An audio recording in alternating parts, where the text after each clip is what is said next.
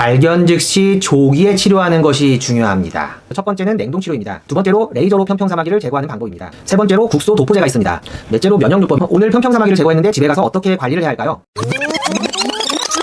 1부에 이어 지금부터 편평사마귀의 모든 치료법과 레이저 후 관리법을 다 알려드립니다. 편평사마귀 치료법에는 어떤 게 있죠? 이제 오늘의 하이라이트, 편평사마귀 치료입니다. 편평사마귀는 자연 치유의 가능성이 있습니다. 특히 영유아에서 발생한 경우에는 1, 2년 내에 소실될 수 있습니다.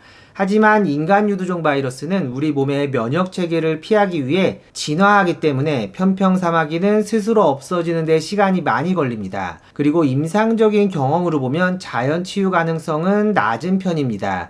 따라서 병변이 번질 때 적극적으로 치료를 하는 것이 좋은데요. 편평사마귀 치료는 크게 두 가지로 나눠서 볼 수 있습니다. 첫 번째는 물리적 파괴, 둘째는 면역 치료입니다. 쉽게 말하면 물리적으로 편평사마귀를 파괴하던가 면역을 유도해서 스스로 없어지게 하는 방법 두 가지입니다. 이렇게 설명을 들으면 아무도 아프고 고통스러운 물리적으로 파괴하는 방법을 선택 안 하고 면역을 유도하는 치료법을 선택할 것 같은데요. 이번 영상을 만들면서 편평사마귀로 인터넷 검색을 해보니 레이저 치료는 재발률이 높다고 면역 치료를 권하는 글들이 너무 많았습니다. 하지만 그런 글들에서 아무도 면역 치료의 성공률을 알려주고 치료를 보장하는 내용은 없었습니다. 실제로 면역을 유도하는 것은 성공률이 너무 낮습니다. 그래서 저는 효과를 바로 볼 수 있는 물리적 파괴를 주된 치료로 하고 있습니다. 그리고 제한적인 경우에 있어 면역 치료를 복합적으로 시행하고 있습니다. 면역 치료로 효과를 본다면 물리적 제거 후 다시는 재발하지 않을 것이고, 혹시라도 면역이 유도가 안 된다고 하더라도 물리적으로 제거했기 때문에 재발하는지만 잘 관찰하고 재발 시 빨리 내원하셔서 재발한 몇 개만 제거하시면 됩니다. 그럼 편평사마귀 치료법에 대해 한 개씩 알아보겠습니다.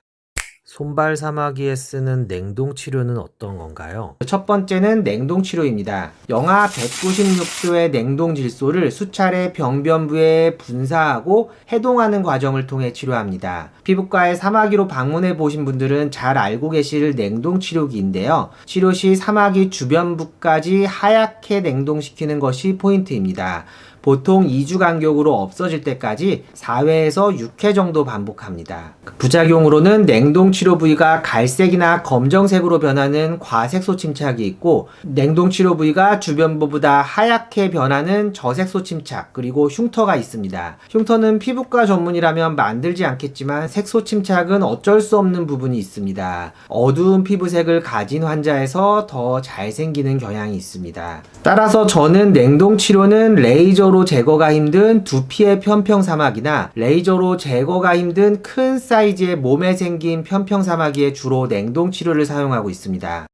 편평사마귀 레이저 치료에 대해 알려주세요. 두 번째로 레이저로 편평사마귀를 제거하는 방법입니다. 가장 많이 쓰는 레이저는 CO2 레이저와 어뷸야그 레이저입니다. 그 중에서도 더 많이 쓰는 것은 CO2 레이저입니다. 편평사마귀의 치료에 대해 찾아보신 분들은 CO2 레이저를 받아야 할지 어뷸야그 레이저를 받아야 할지 많이 고민하십니다. 그 두 가지를 좀 비교해 드릴 건데요. 편평사마귀의 치료 결과는 정상 조직의 손상을 최소화하면서 얼마나 효과적으로 편평사마귀를 파괴하는지가 결정하는데, 이는 레이저 선택에 따라 달라집니다. 어뷸야그 레이저의 장점은 CO2 레이저에 비해 주변 조직의 손상이 적고 사마귀만을 제거할 수 있고, 따라서 회복이 빠르고 흉터 가능성이 낮습니다. 그리고 통증이 적습니다. 다만 열 손상이 없기 때문에 치료 직후 약간의 출혈이 있을 수 있는 것이 단점입니다. 하지만 금방 지혈되니까 걱정하지 않으셔도 됩니다. 어뷸야그 레이저는 경험이 적은 의사가 시행 시 사마귀 부위를 충분히 제거하지 못할 수도 있습니다.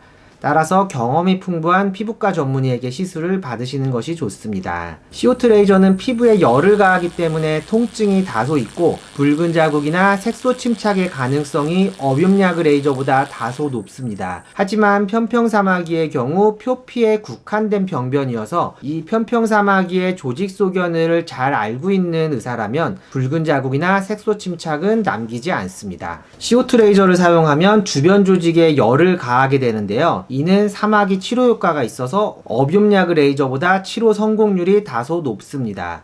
치료법에 대한 선택은 편평사마귀의 위치, 크기, 숫자, 나이, 노출 부위 여부, 사회생활 여부에 따라 달라집니다. 개인적으로 편평사마귀를 레이저로 잘 제거하는 팁은 피부 확대경을 끼고 밝은 빛을 비추고 CO2 레이저로 적정한 깊이로 편평사마귀를 제거하는 데 있다고 생각합니다. 편평사마귀는 여러 번 치료해야 하는 경우가 많습니다. 제가 아무리 확대경을 끼고 밝은 빛에서 집중해서 봐도 놓치는 병변이 있습니다. 그리고 감염되었으나 표피가 증식되지 않은 잠복 상태의 병변이 있는데, 사마귀는 진행 속도가 빠른 질환이므로 다음 달쯤 되면 피부 병변이 눈에 띄게 됩니다. 한 달 간격으로 두세 번 정도 치료해서 깨끗하게 없애고 이후에는 6개월에 한 번씩 점검하는 것이 좋습니다. 오늘 레이저 받았는데 어떻게 관리해야 하나요? 오늘 편평사마귀를 제거했는데 집에 가서 어떻게 관리를 해야 할까요? 편평사마귀는 적절하게 제거했다면 듀오덤을 붙이지 않아도 됩니다. 듀오덤을 붙이면 불편한 부분이 되게 많거든요. 다만 딱지는 최대한 오래 유지하는 것이 좋습니다. 그래서 하루 이틀은 미온수로 가볍게 세안을 하고 딱지가 떨어질 때까지 재생 연고를 계속 도포하고 딱지가 떨어지고 나면 선크림을 잘 발라야 합니다. 바르는 약도 있다던데 어떤 건가요? 세 번째로 국소 도포제가 있습니다. 듀오필름, 엔드와츠, 베루말 이 정도가 있는데요. 듀오필름은 살리실산, 락틱산, 그리고 엔드와츠는 개미산을 성분으로 하고 있습니다. 둘 다 공통적으로 바이러스에 감염된 세포를 탈락시켜서 치료합니다. 듀오필름이 요즘은 구하기 어려워지면서 엔드와츠를 직구해서 많이 쓰시는 것 같습니다. 산의 강도로 치면 살리실산보다 개미산이 강한데요. 베루말은 플루오로 유라실, 살리실산을 함유하고 있습니다. 살리실산이 듀오필름이나 엔드와츠처럼 사마귀 표면을 박피하는 역할을 하고, 플루오르 유라실이 사마귀의 DNA와 RNA 합성을 억제하여 사마귀를 제거합니다. 모든 국소도포제는 색소 침착이나 흉터 가능성이 높아서 얼굴이나 목의 편평사마귀에는 사용하지 않으시는 것이 좋습니다. 다만 손발 사마귀는 효과적으로 사용할 수 있습니다. 면역요법이 좋지 않을까요?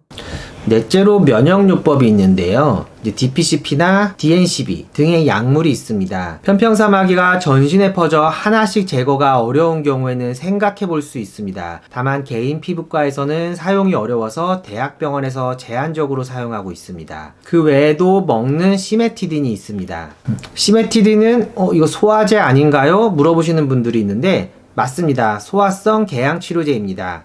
하지만 일부 논문에서 사마귀에 효과가 있다는 결과가 있어서 사용하곤 하는데요. 고용량으로 6개월에서 12개월 정도 복용해야 합니다. 그리고 율무가 있습니다. 약국에서 페디오와트나 메디오와트라는 이름으로 팔고 있는 제품인데요. 페디오와트와 메디오와트가 있습니다. 성공률은 낮지만 안전한 성분으로 전신에 퍼진 편평사마귀의 경우 부가적으로 시도해 볼 수 있습니다. 하지만 절대 주된 치료가 될 수는 없으니까 명심하세요.